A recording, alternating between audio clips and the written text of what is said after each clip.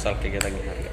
Ya, jadi terkait kegiatan hari ini adalah kegiatan rapat koordinasi membahas tentang buku petunjuk teknis dalam hal perekrutan dan pembentukan calon pengawas TPS di tingkat wilayah, kecamatan, dan desa masing-masing. Total peserta yang akan direkrut berapa? Jadi untuk di Kabupaten Majene pemilihan 2020 ini sesuai dengan rancangan KPU Kabupaten ada 420 TPS.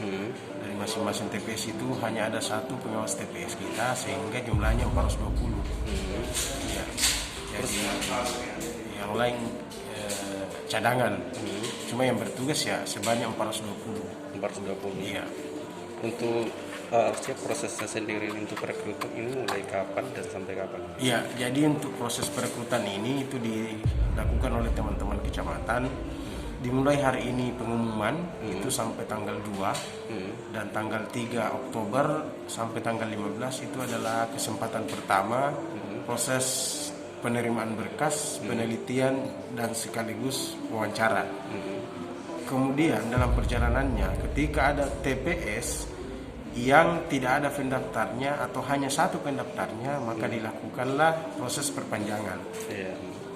Untuk syarat peserta sendiri apa saja yang harus dipenuhi? Nah, untuk calon pengawas TPS itu yang pertama umurnya harus 25 tahun, kemudian ijazahnya itu minimal SMA atau sederajat, kemudian bukan anggota partai politik atau tidak pernah terlibat sebagai pengurus parpol minimal 5 tahun. Itu syarat utama yang harus dipenuhi. Kemudian hal lain tidak pernah dipidana penjara, kemudian berdomisili di wilayah kelurahan desa TPS setempat.